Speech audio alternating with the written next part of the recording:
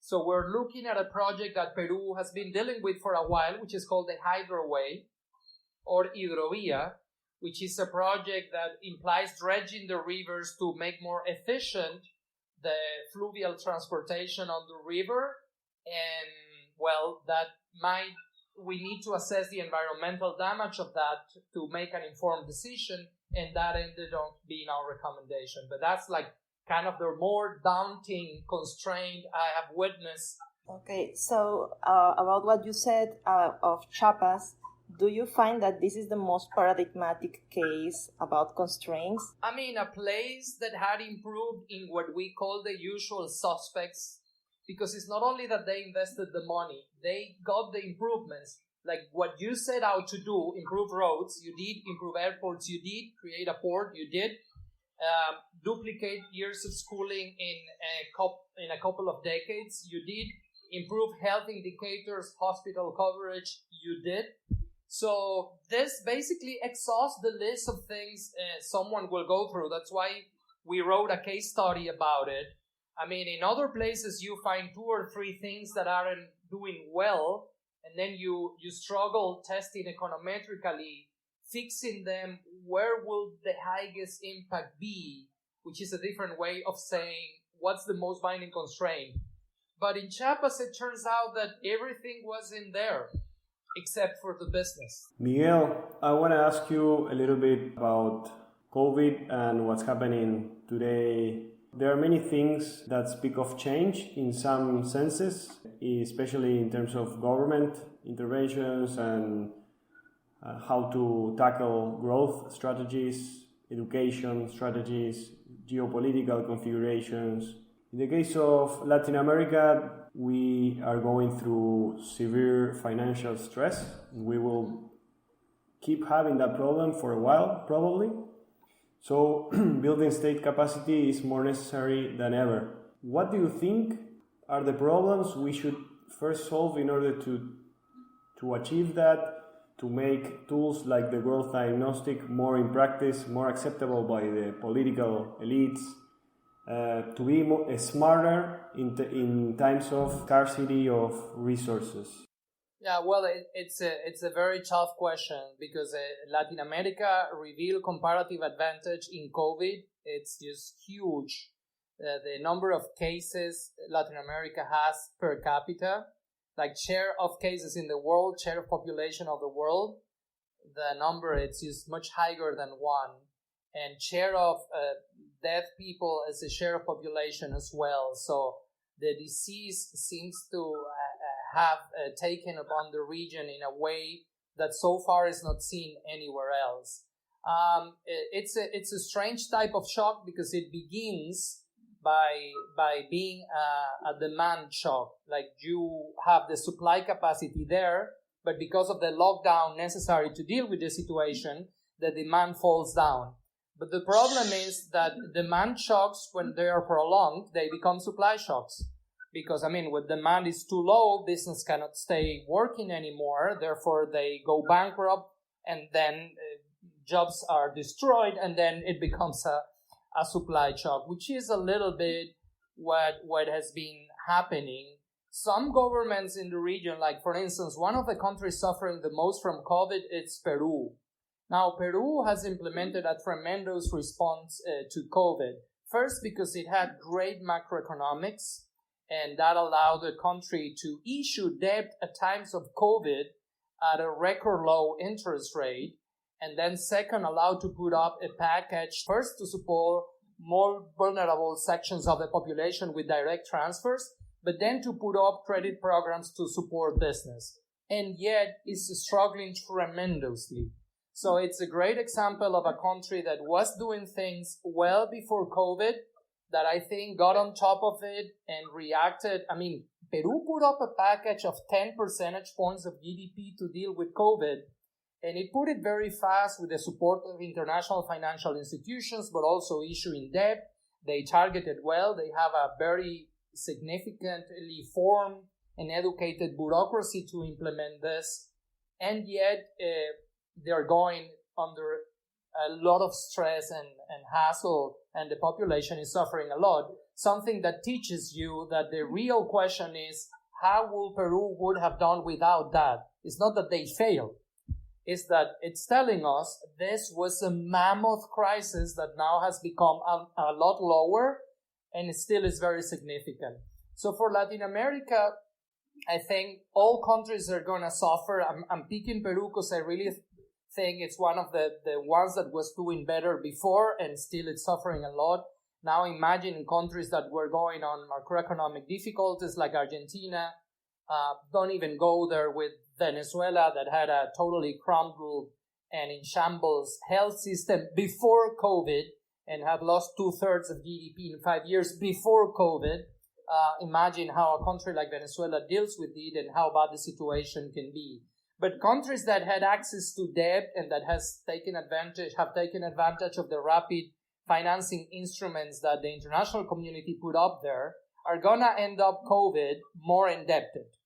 And because of that, they're going to walk out of COVID with a lot more debt. And the fragility and instability we are all used in Latin America before COVID, it's going to be a lot more prevalent after, simply because our countries still depend a lot on primary commodity prices. And second, because now they're going to have a debt that will be significantly higher. So that's the post-COVID world. The priority, there's an epidemiological strategy aspect that I don't handle well. I just want to talk about productive development policies. What it's needed now is a bit different of what we normally do when we go to a place. When we go to a place, we try to think, how can we increase the variety of goods that this place is able to produce and sell outside of the place? And I think COVID poses a challenge that it's different. The challenge is, how can I get back on its feet as soon as possible what I had before the crisis?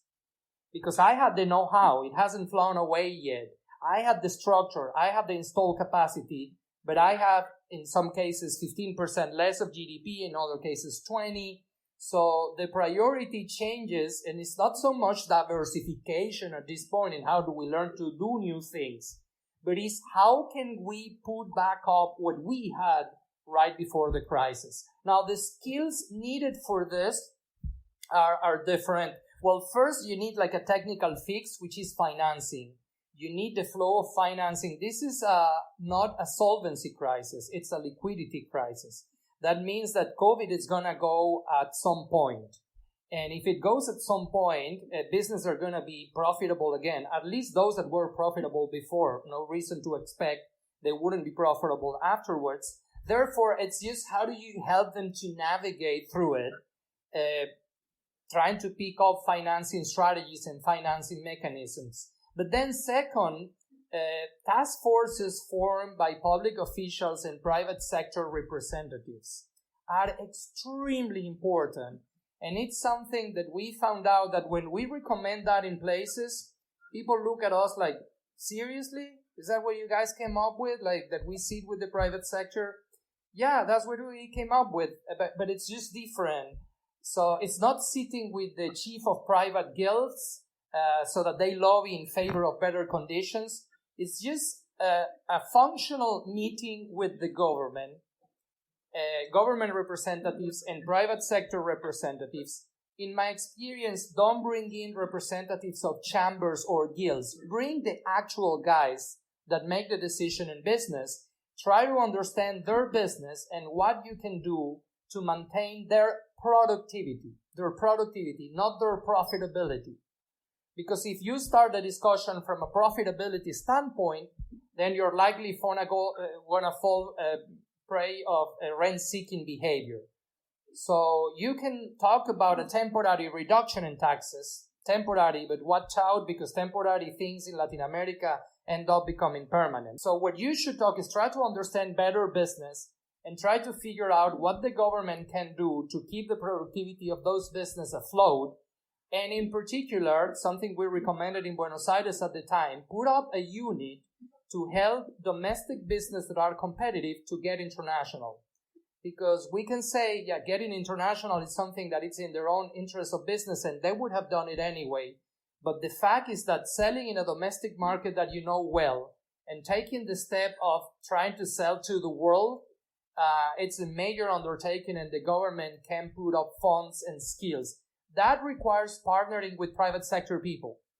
That requires multidisciplinary task forces.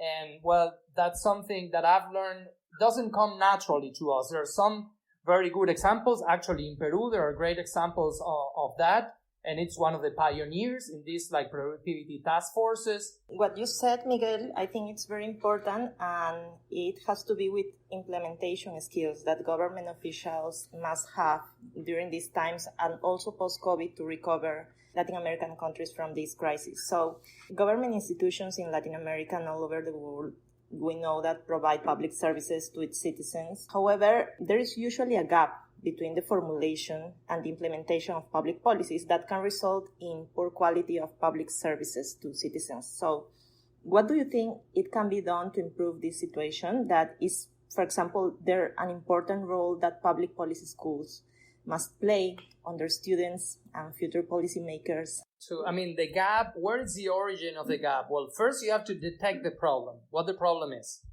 Then you have to design a policy to deal with the problem. Then sometimes you need to go to Congress to get that policy approved. Sometimes. Other times the policy is in the realm of the executive, so you go ahead and you do it. And then if you have to go to Congress, by the time it takes you to formulate the policy, go to Congress, get approval and implement it, the problem might have perfectly changed or gone. So and when we say this, obviously the temptation is to say, well, then we need executive powers, right? We need executive powers so that we at least cut the legislation part of this, and it doesn't go through Congress. Countries have one chamber or two chambers where things get stalled. But then I come to learn that's an extremely dangerous course of action as well.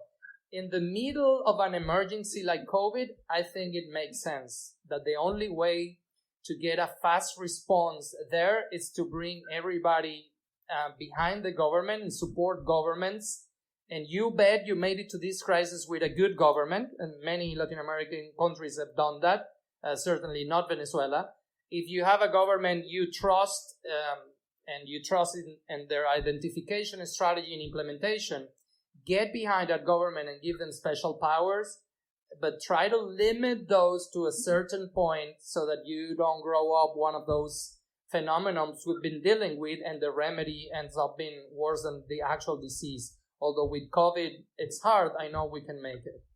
With respect to that gap between formulating or planification and implementing policies, what do you think the role of evaluation is? Not only RCTs, but also inside the government, as, for example, is the case in, social policies in Brazil, where evaluation helped a lot to gain political capital for the Bolsa Familia, for example.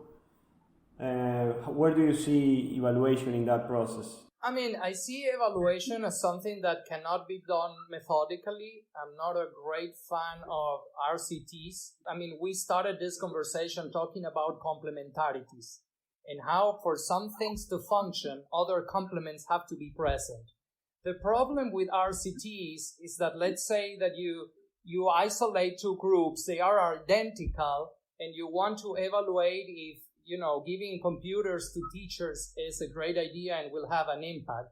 And then you have a placebo group, you give it a bad computer, you have the other group, and then it doesn't yield any results, and then you conclude, well, computers didn't work. But there's a parallel input, which is, do teachers know how to handle this? Do teachers know how to use computers? Because if you train them and then you give them the computer, then it might yield a result. So what I'm saying with this is that if we graph the space solution, sometimes the space solution is pretty flat, meaning by flat that by improving one dimension, you improve the outcome. And in those cases, RCTs are valuable as an instrument of evaluation. But I don't care if the two groups are identical and they don't have the other complementary dimensions. The thing is not going to work because you're missing one of the complementary inputs. So I do believe in evaluation. I think evaluation is necessary. I think evaluation has to give away on external validity. and that it's very hard to come up with conclusions on the usage of computers in one place or the warming